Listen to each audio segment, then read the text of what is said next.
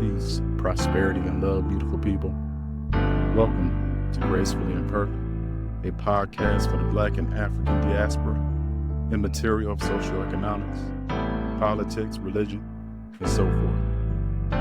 The centrality of this podcast is immersive empathy, introspection, deep thought, soul-serving conversation, and communication, all in the light of unlocking the keys to vulnerability and transformation. During our time together, we will engage in topics related to mental and spiritual health experiences, the intersectionality of mental health and creativity, identity and culture, and any and all things related to healing from trauma, gathering insights, cultivating a deep sense of knowing, and repairing soul wounds. In the essence of communal love and collective consciousness, let us open our minds, lighten our hearts, settle our spirit, access soul intelligence, and affirm the richness of our humanity. Peace, blessings, and revolutionary love to all of you. This is Brother KD, and this is Gracefully Imperfect, where vulnerability and transformation occurs one conversation at a time. I'm so glad that you're all here to be with me, to share time and sacred space with me, whether you are listening to this, watching this, whether this is your first time or you've been following the podcast for quite a while. I am forever grateful and I am thankful. There's a lot of tragedy, a lot of injustice, a lot of dehumanization going on in the global world. And it's very, very important that we are being very picky about what we decide to digest and ingest. And so for those who are listening to this, those who have consciously made the decision that they were going to add this to their podcast pool, that means a lot to me. And that really shows that what we're doing here is vital to the human mind, vital to human consciousness, and to self-determination. I want to tell you, I have been extremely busy these last few weeks, especially within the new year. I am finding myself not stressed and not overworked. I am finding myself, though, by the time that I get things that need to be done, whether it's homeschooling, household chores, research and reading, um, family activities, exercise and meditation, by the time that I get done with doing all of these things that are necessary for my day to day, I am completely spent. And I still have other things that I want to do, like record. I do want to go live, and that's been very difficult trying to plan that out and trying to make sure all stars are in complete alignment. However, we're not going to let that we're not going to let that interfere and disrupt with the work. We're going to continue to do what we can within our capacity, and we're not going to allow any type of shortcomings, missteps, shoulda, coulda, wouldas, um, create any type of disruption with the momentum that we are building. But I will tell you though, I asked for 2026 to be a time for me and my family to really pursue purpose with passion. And all of us are doing that tremendously. And I am extremely grateful to see how we are all taking that seed of creativity, nourishing it, giving it the attention and the necessary effort and energy that it needs, and to see how it blooms and grows. And so Please be patient. We're going to continue to keep building on Gracefully Imperfect. It will eventually get to a space where we want to bring some people in who can share their life story, their life experiences, their perspective, all centered around their transformational growth and evolution, their hiccups, their shortcomings, their definitional systems, their concepts, their culture, their consciousness, all that. We're going to bring it. We're going to bring it. And your support and your continuing feedback and support will definitely make that happen. I've been contemplating on what this episode was going to be about, y'all. Over this last week and more so over these last few years, grief and loss has been a recurring theme. It has something that I have continuously battled, dealt with, faced, confronted, and it scares me. It it induces fear and anxiety, and it also has provided me opportunities to stretch and expand my perspective, my worldview, and my understanding of myself and the world. I'm not going to go down that in depth, but today I really wanted to speak with y'all about post military and post Master of Social Work graduation and give a bit of update, insight, and a bird's eye view on what's been going on. So, for all those who are new, not new, what have you, I was in the military for almost 14 years, from 2010 to 2013. I was a military intelligence collector. For those who don't know what that means, it's those people who go and talk to people to get information. They use that information in order to create targets and to and give it to that information to decision makers so they can do something about it. That's in a nutshell. And so things like interrogations and debriefings and um, uh, speaking with people from different backgrounds and cultures, uh, and getting them to reveal what's going on in their village, uh, in their in their communities that could be of national interest. And so I did that for a while. That's all I knew how to do.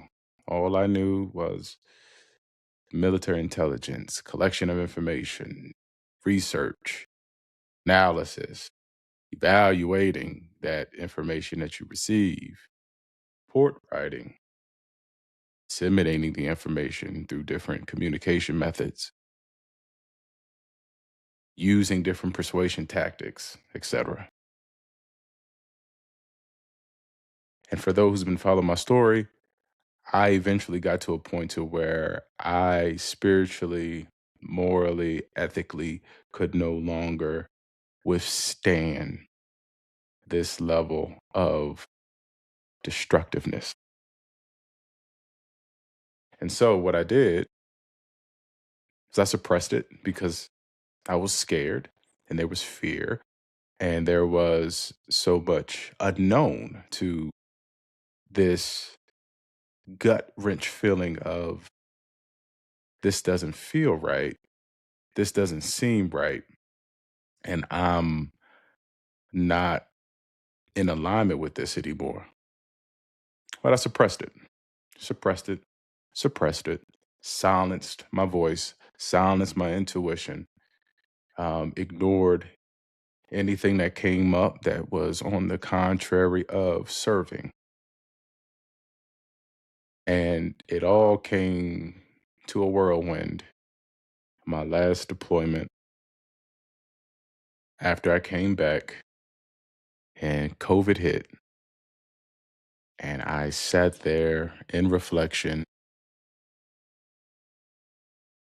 looking within, and I kept asking myself, who am I? Who am I? Who am I? Not what do I do? Not what is my rank? Not what they told me to remember and to recall. And I didn't even want it. It didn't even satisfy me to answer anything, to answer the question with what my family, my village has told me.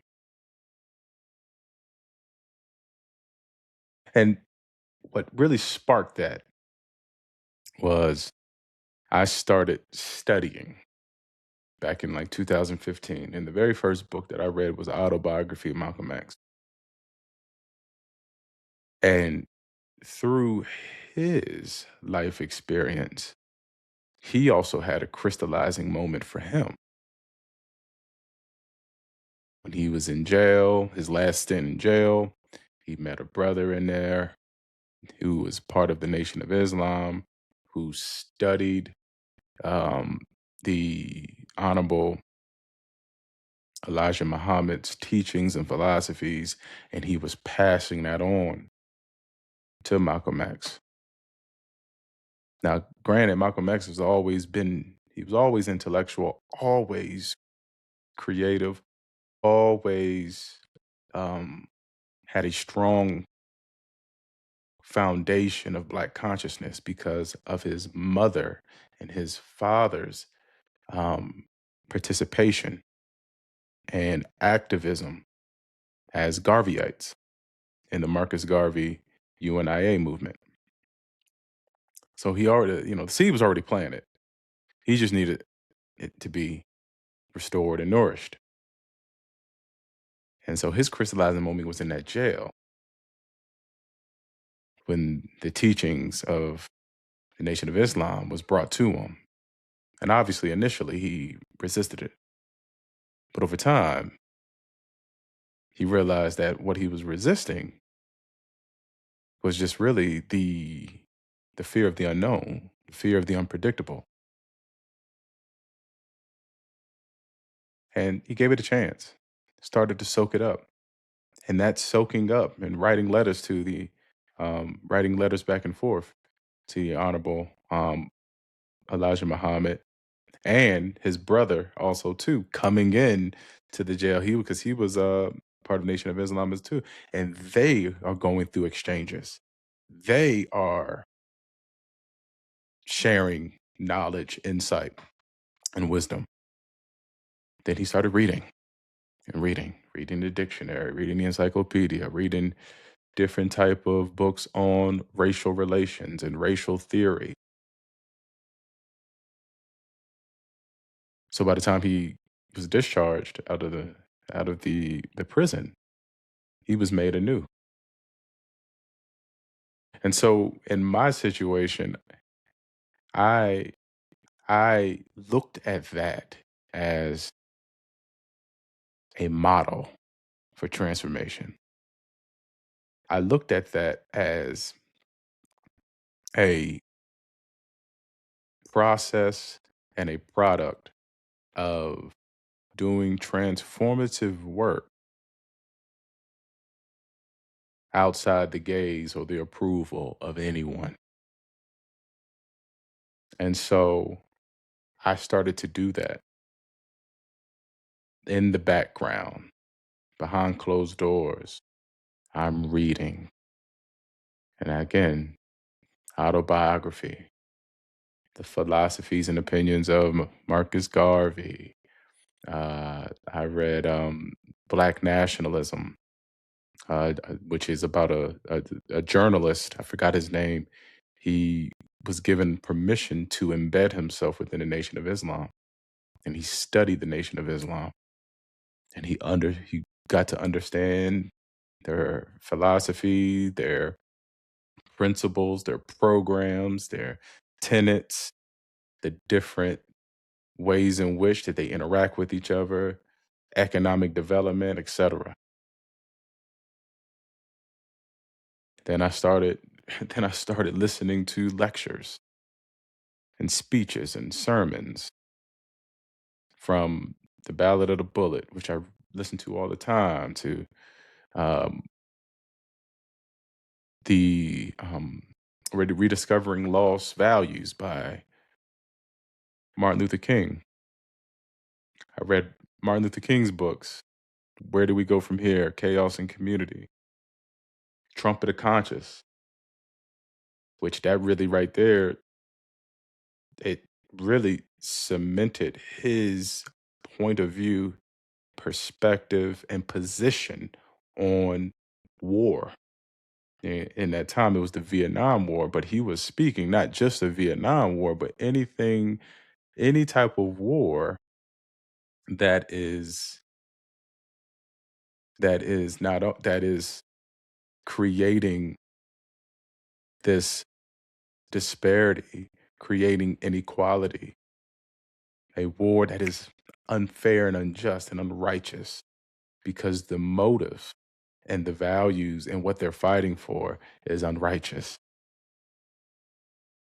And so his stance on that is in Trumpet of Conscience. Also, his stance on Black Power, too, which he was actually very much an advocate for. But lost in it gets lost in interpretation. He was actually very pro Black Power. He understood their sentiment for wanting to do things outside of the civil disobedience, nonviolence, passive um, uh, tactics. He understood that. And he understood that American society and the overt racism, the racial discrimination, the brutality, the subjugation, all of that is what created the rebellion, the revolt, the revolution. And so, and then that right there, it started, just the continuation of pulling information and not knowing how to use it. I'm gonna be real. I did not know what I was gonna do with any of this. I didn't have a plan. I had no plan whatsoever. I didn't have an agenda. I just knew that I was lost. I knew that the military has conditioned me to be what they want me to be, how they want me to be, when they want me to be. And I knew I was like, if I want to regain power of my humanity, I need to bring in other perspectives, other stories, other narratives. And these have to be centered around Blackness, racial pride. I knew that. And so, again, as I'm doing this, that led me into reading James Baldwin. I started reading James Baldwin. One of my favorite essays of his, The Creative Process, and how the artist's job is to show societies, to show civilization who they truly are, even when they don't want to face it themselves. I started reading Maya Angelou, Still I Rise, Phenomenal Woman, two of my favorite poems. I started reading Toni Morrison, Audre Lorde, Sister Outsider. I think that's what it's called. Angela Davis. Then it got me into the world of African psychology and I started to read it. I found my favorite scholar, Dr. Amos Wilson. Dr. Amos Wilson. And this was his last book that he published prior to his transition to the ancestral plane. This book was actually published after he got it done.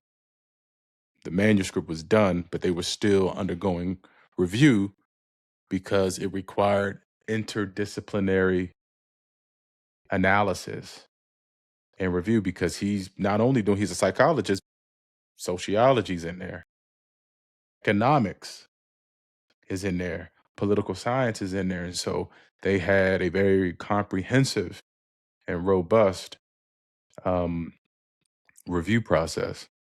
And unfortunately, the great brother wasn't able to see it come to fruition.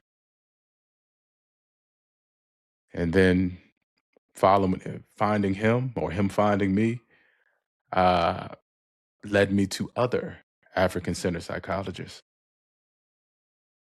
Dr. Wade Nobles, Naeem Akbar. For a lot of y'all who look at my writing, I'm always looking at their work, and I'm always doing my part as steward, and as a steward, as a student,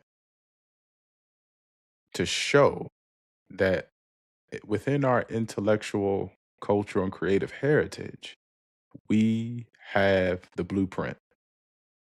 We have it. And so, and then, that opened up my eyes to Dr. Linda James Myers and optimal psychology, uh, Dr. Frederick Phillips into psychotherapy and healing. Man, it's just so many. It's just so many. So many. I've read so much about Ida B. Wells, and just how how she spearheaded field reporting, and not just any kind of field reporting on racial terror lynchings. She was traveling and she was collecting information and cataloging and documenting it.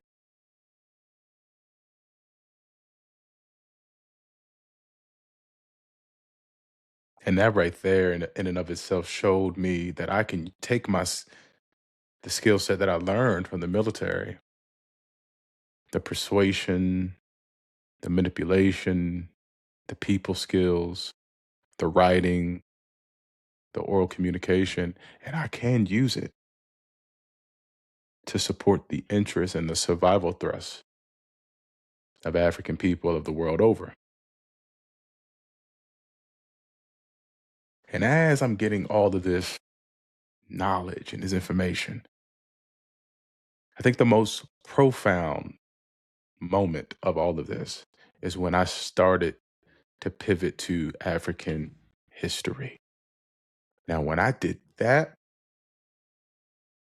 that's when things, that's when all this knowledge and information and perspective started to connect and became a cohesive whole. Very first history book that I've ever read was Dr. Chancellor Williams, The Destruction of Black Civilization. And he catalogs it from 3500 BC all the way up to 2000 AD.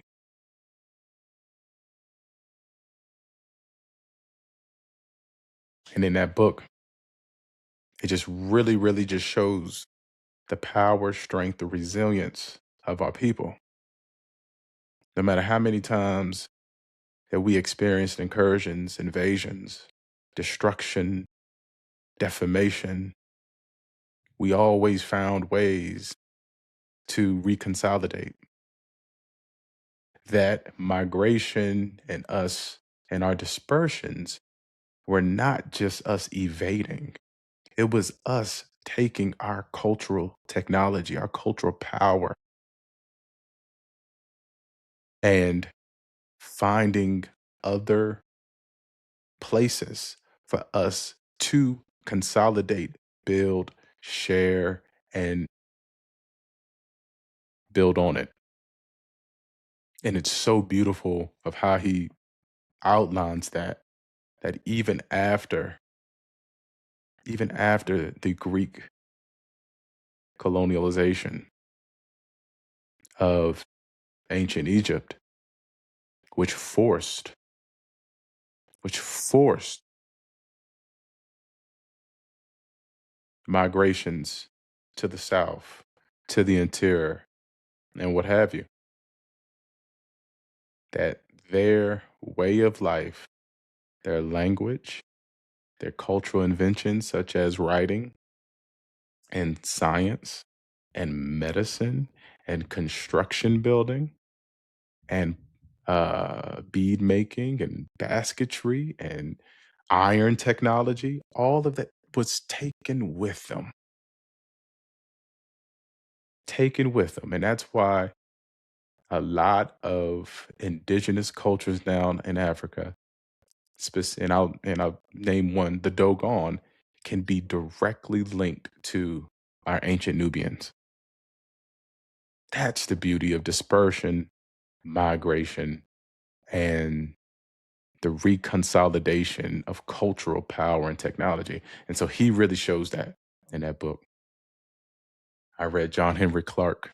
John Henry Clark is a phenomenal African world history scholar and educator. And he goes a little bit further and says, we were African people helped civilize Europe. The Moors civilized Spain. They received their first paved roads and full functional cities from the North African Moors.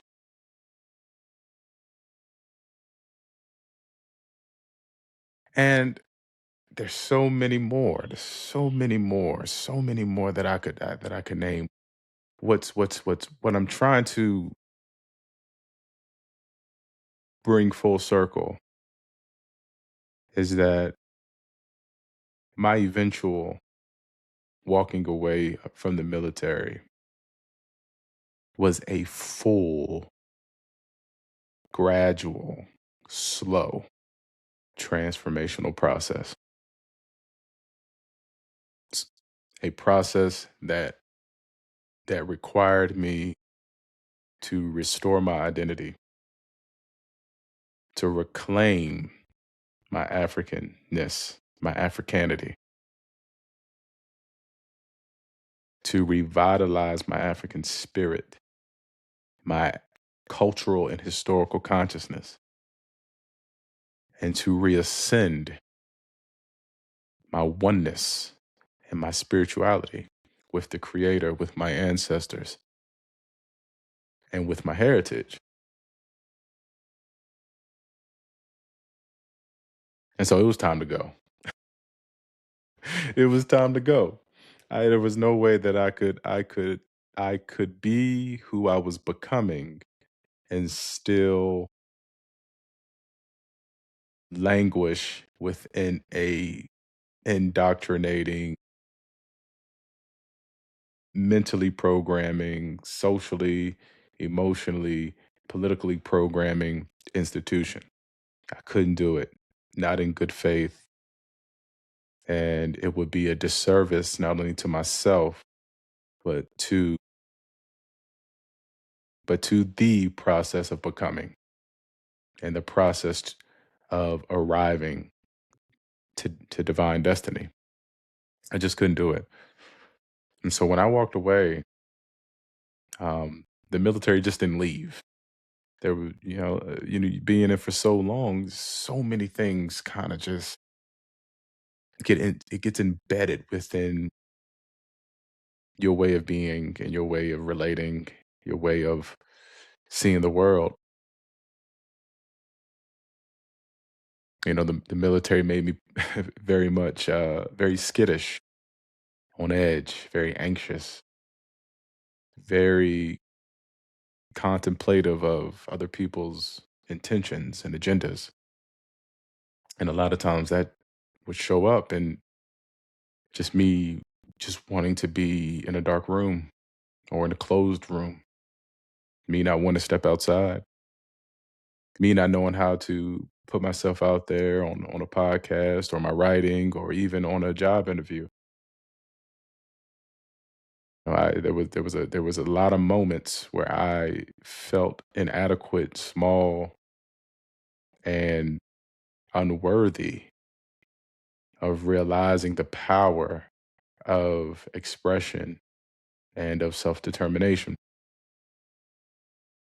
Now, how does that tie into social work and so my social work graduation? Well, the thing is that when I went into the program, because I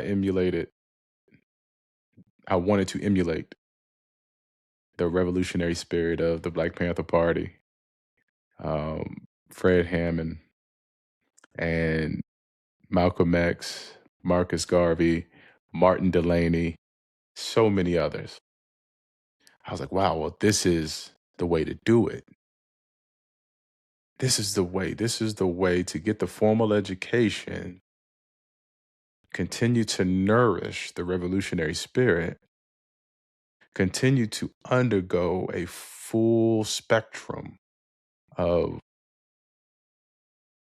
liberating, liberate a liberatory process, and at the same time, I am within the gaze of Eurocentric institutions, American institutions. I'm qualified, right?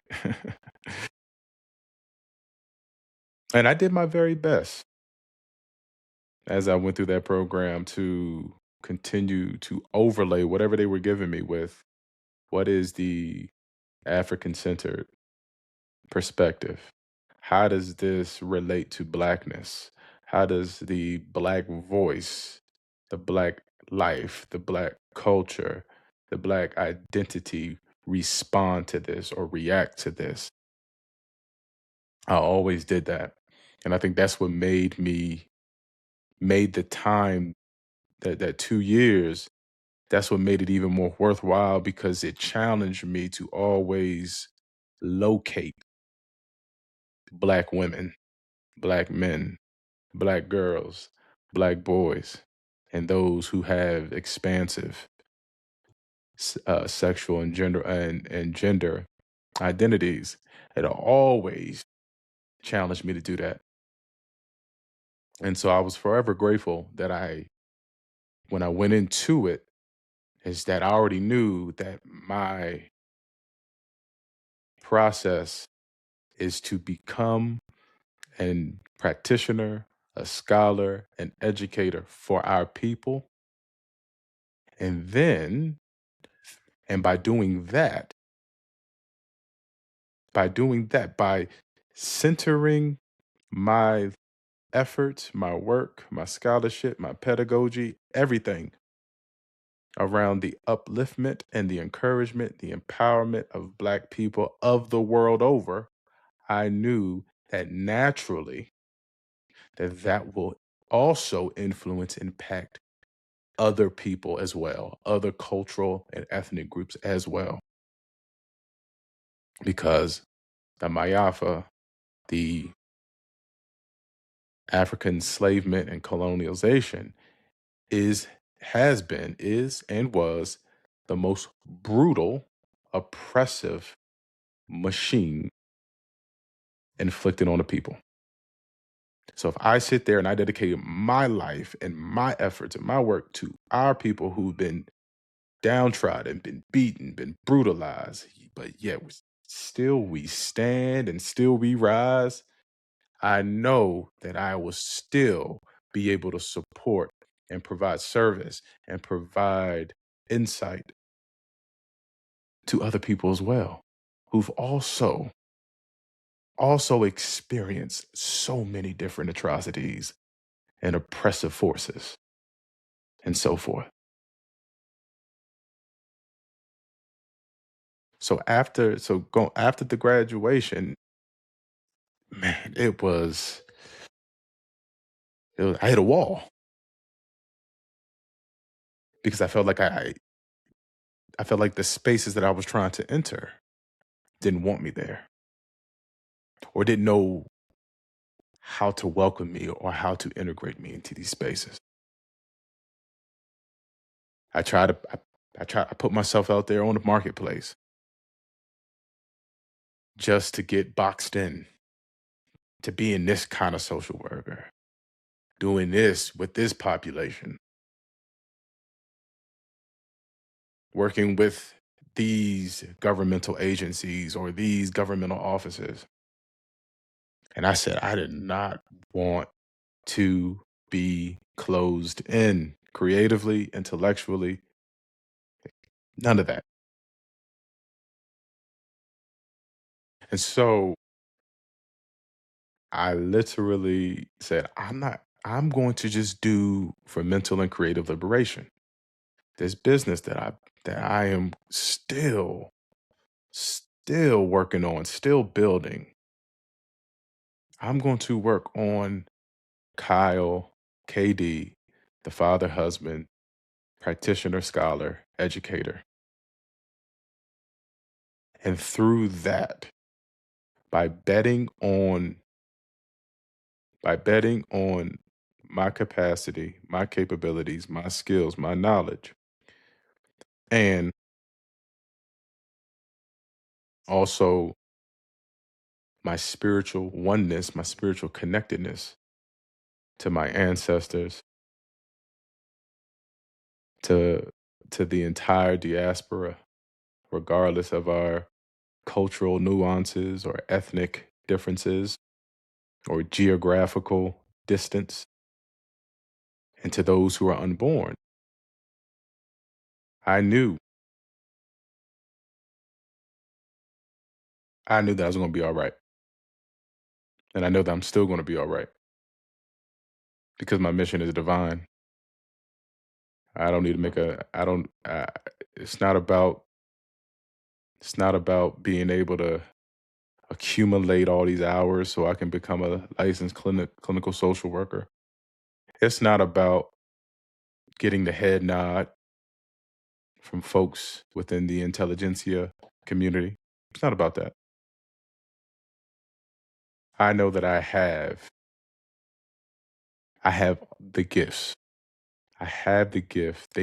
It's already been given.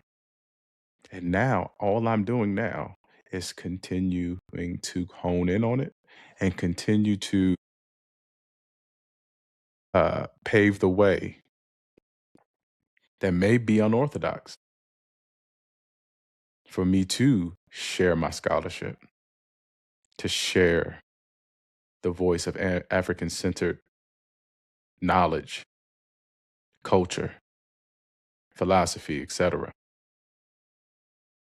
Finding ways to integrate ancient teachings and philosophies of ancient Nubia, Kemet, ancient Mali, Songhai, Ghana, Mosi, with the principle of self-knowledge, self-knowingness, being, becoming, relating, and so forth. Yeah, writing books, writing books that I believe that with the right eyes, with the right hearts, with the right mindset, and with the right people will do the body, mind, spirit justice. And so after graduation, I did hit a wall. I was discouraged. I was disappointed. I was disillusioned by the social work profession, especially when I started seeing some hypocrisy. But that's neither here nor there. I still had a lot of good people around me. I still have my wife and my band of black women, my sisters, my mothers, my cousins, I got my mentors, I got I have beautiful black men that I'm building friendship and camaraderie with. One in Harlem. Shout out to you, Mark. Another brother in Carroll County. Shout out to you, Trey. I have so much going on around me. And then on top of that, I have the ancestors holding me up, even when I don't want to stand up. And that's been what's propelling me to move forward.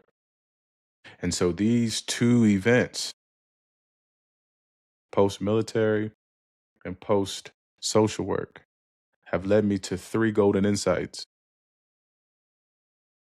expand self concept, expand definitions of anything and everything, and expand your worldview.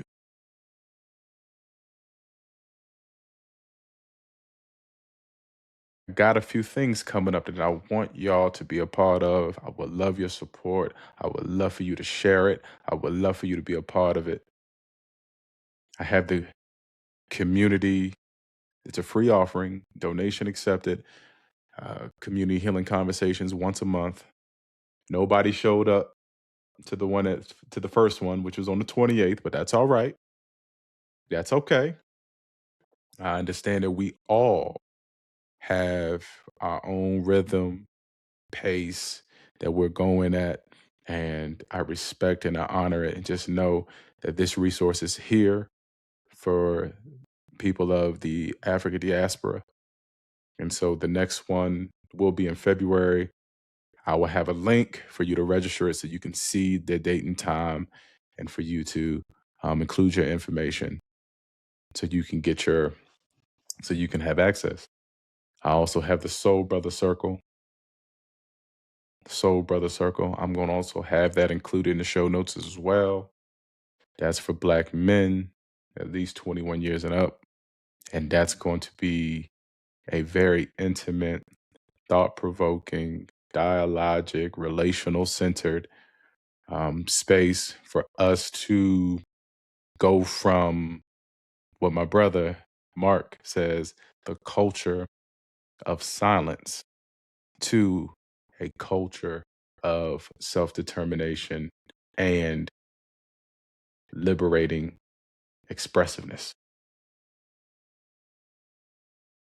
And then lastly, the other service is liberatory self knowledge. Liberatory self knowledge for individuals. I will eventually open it up for groups too.